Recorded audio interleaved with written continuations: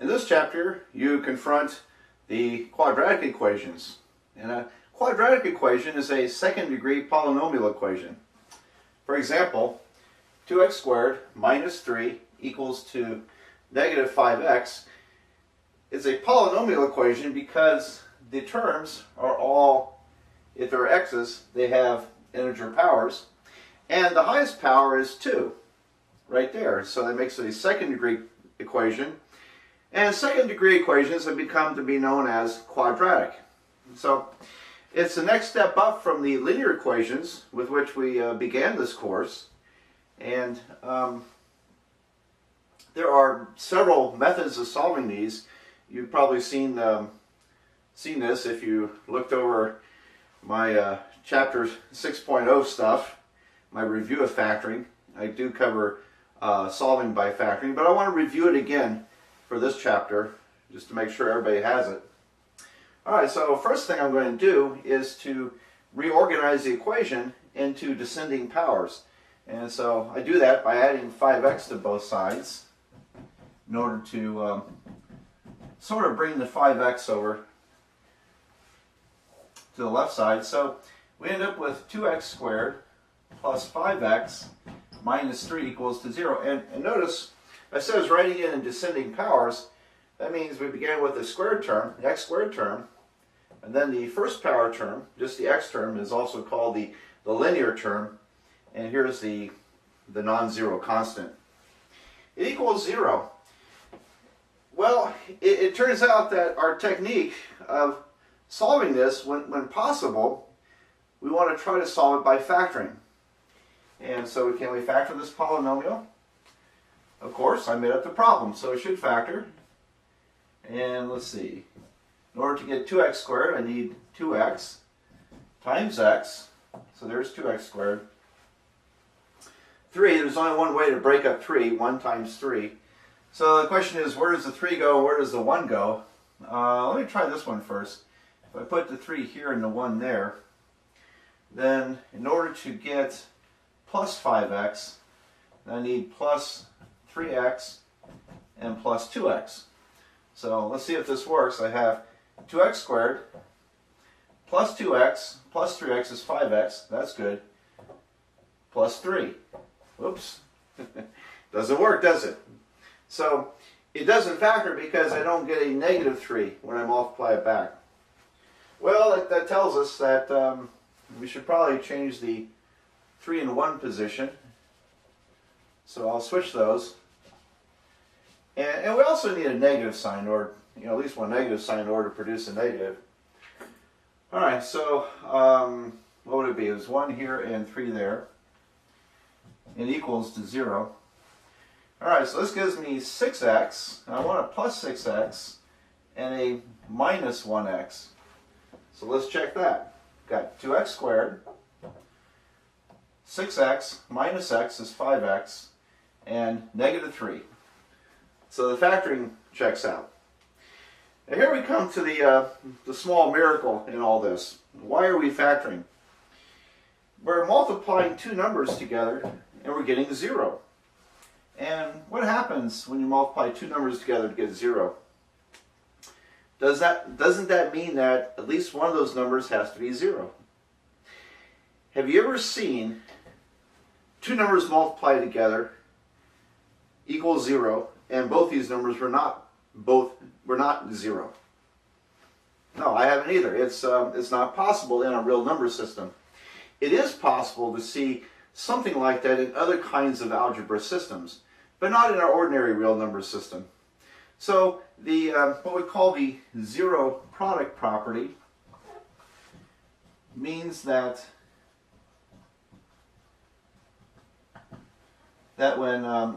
when two numbers multiply together, a times b equals to 0, then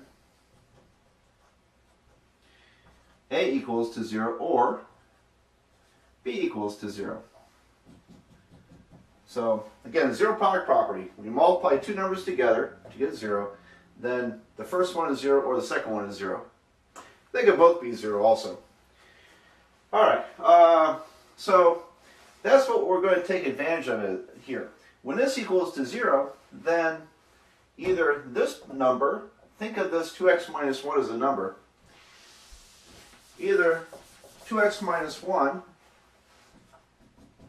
equals to 0, or the second number, x plus 3, equals to 0. And so we're going to look at both possibilities, and actually it shows that we have two answers. When we solve this, add 1 to both sides. I get 2x equals to 1. Divide by 2. X is 1/2. And then on the other part, subtract 3 from both sides.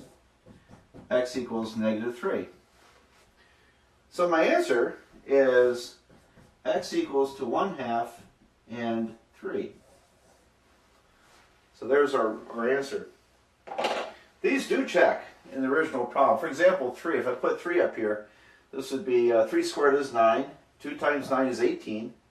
18 minus 3 is 15. And, oops, I made a mistake, didn't I? I didn't do that intentionally, but when you make a mistake and check your answer, then you're going to find that most likely that you made a mistake. My mistake was I didn't write -3 here. All right, so I really did not do that intentionally. Let me try that again. -3. -3 squared is 9. 2 times 9 is 18. 18 minus 3 is 15. -5 times -3 is also 15, so that balances out. If I plugged 1/2 in, oh, it's a little harder to figure. Let me see. 1/2, let me make room and I'll check 1/2.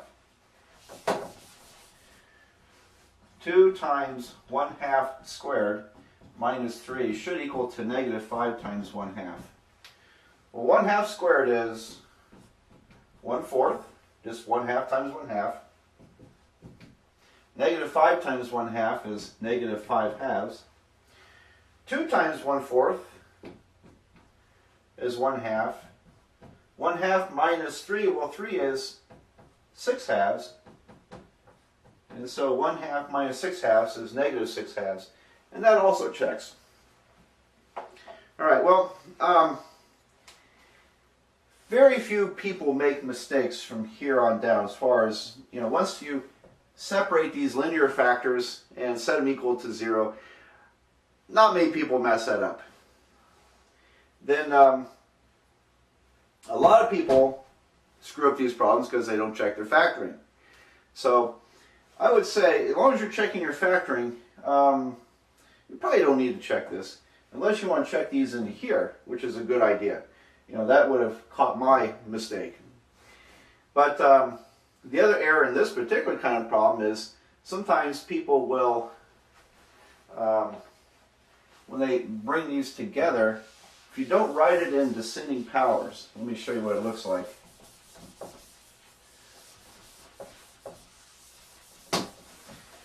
So if we add 5x to both sides here,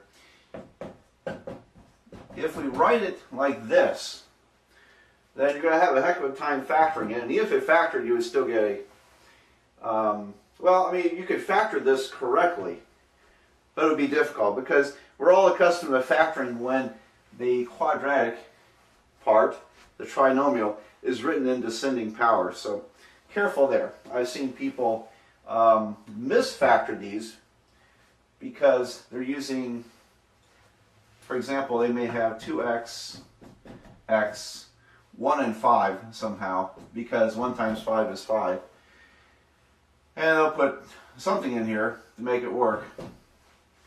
Well, that you can check that, multiply it back. It does not work because you don't get a -3 in the middle. And you don't even get 5x, you get only 5. So some people are extremely careless that way.